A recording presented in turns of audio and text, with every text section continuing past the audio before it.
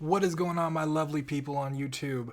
My name is Tim Ruswick, and today we're taking a shift in direction. I want to talk about something that I've never really talked about before on the channel, and that is public relations.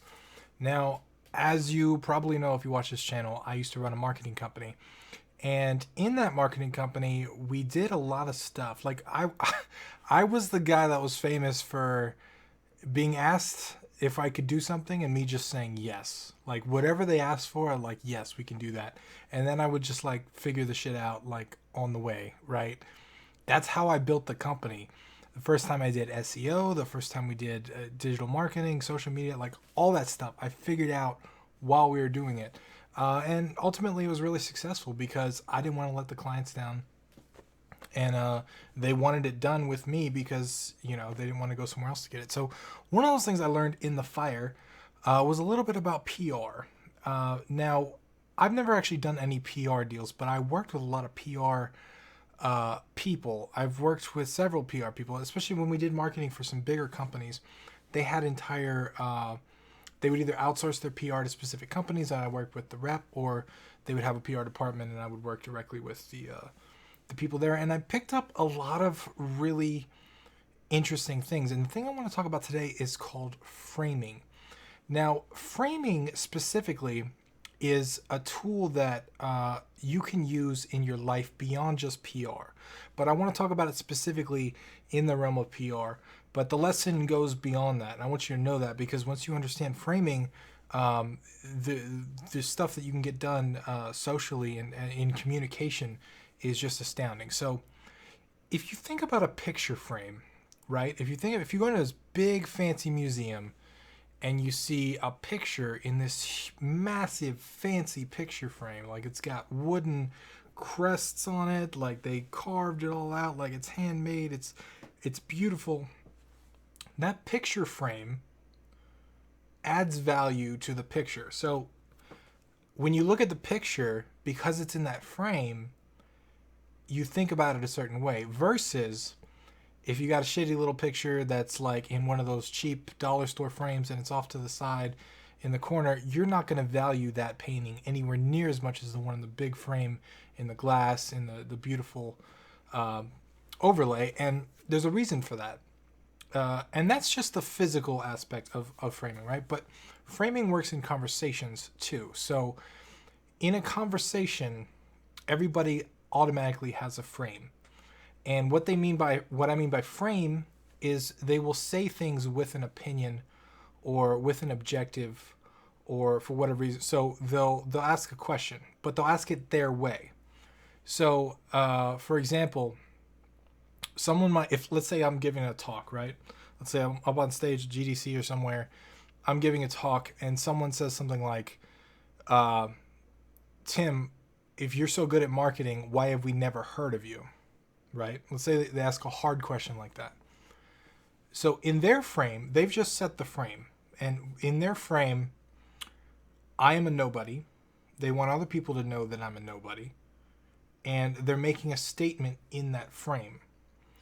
And the question that they ask, they want you to answer back in their frame. They want me to answer, well, whatever. Like they want me to, the answer that they want me to give them is back in their frame, so they would control the conversation, right?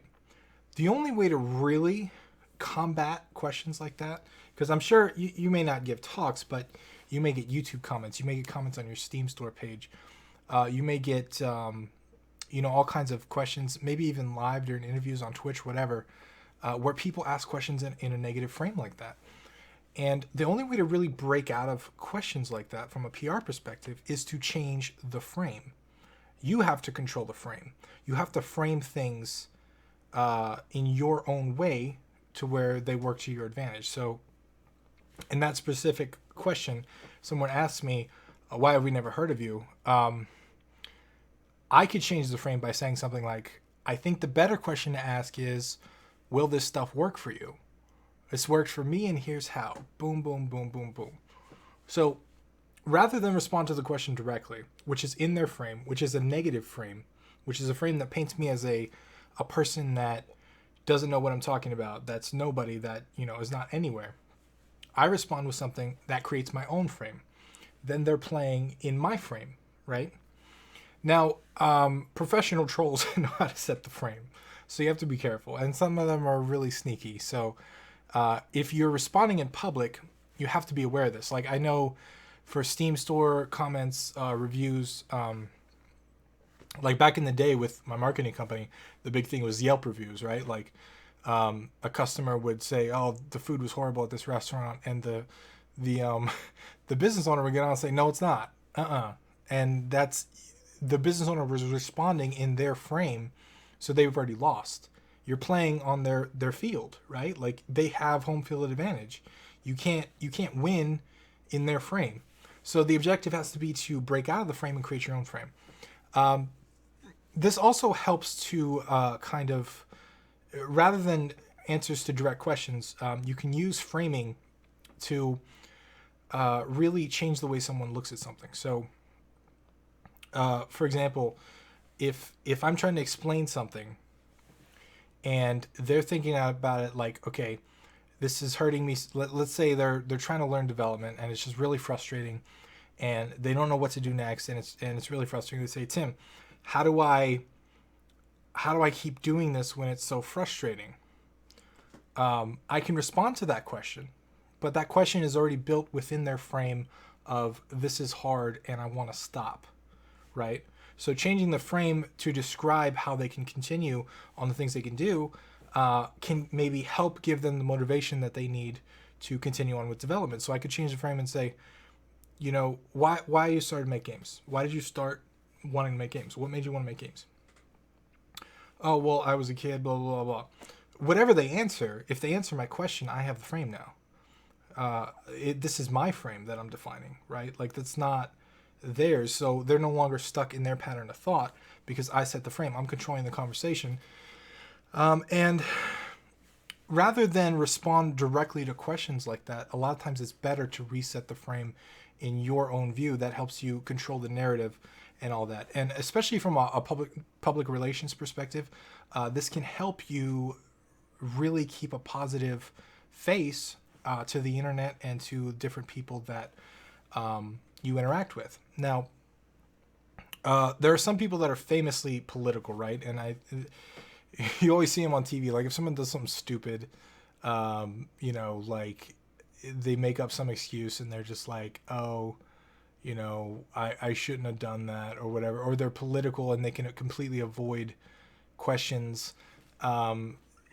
That's not what framing is. I'm not saying you should avoid questions that make you look bad. I'm not saying that you should intentionally go around questions that are hard to answer, because that's not going to get anywhere. That's not going to help people. But you should control the frame. So if someone asks you a question in a negative frame that's based on facts, you can respond in a positive frame that's based on facts.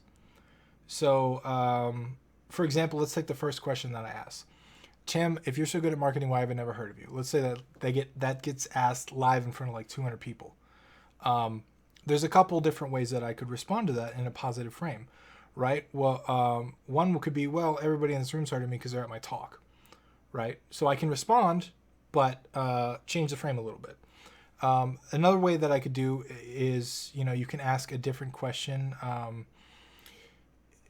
There's so many different ways to do it, and the goal here is not to ignore the question. You want to answer the question, but sometimes the question in itself is just it bears with it a negative opinion or a negative connotation, and the objective is to answer the question without staying in that realm, right? Like, sometimes people will ask you questions that really don't have a positive answer, or they don't have an answer that makes you look good. And the goal is not always to look good, right? Like, if you fuck up, like, say, "Hey, I'm sorry, I fucked up." By the way, the PewDiePie, if you've been following PewDiePie with the whole racial slur thing, his apology was like the most genuine and on point apology I've ever seen from anybody ever.